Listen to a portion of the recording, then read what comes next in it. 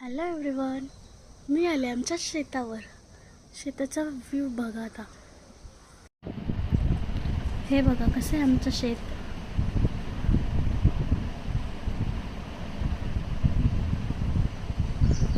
मस्त आहे ना. आता तुम्हाला आम्ही झाडं लावलेले दाखवतो.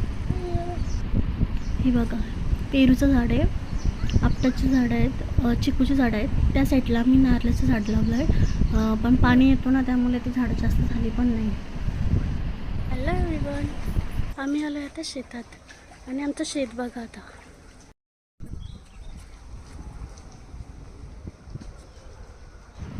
इकडे आई बबली आणि बबल्याला आहे ना पाण्यात नेतात. त्यांना पाण्यातच जायचं होतं त्यामुळे तिथे नेलं आहे. आणि आता मी दूध दाखवते तुम्हाला पुढे. बबल्या आणि बबल्याला नदीत पोहायचं होतं. त्यांना वाटलं ती नदीच आहे. बघा आईने कशी घेऊन. फर्स्ट टाईम मी पण लावते.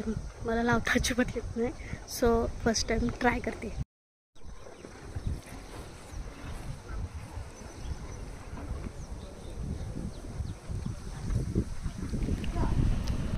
आता बघा बबल्या आणि बबली कशी पाण्यात खेळत आहेत. त्यांना वाटलं नदीच आहे. ती आपली मस्त खेळत बसले.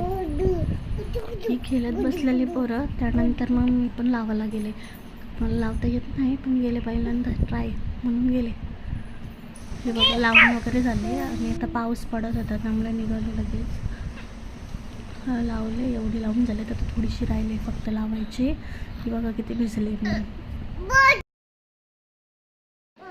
आता विचार केला एवढे भिजलेस तर नदीवर जाऊया, जरा आंघोळ तरी होईल.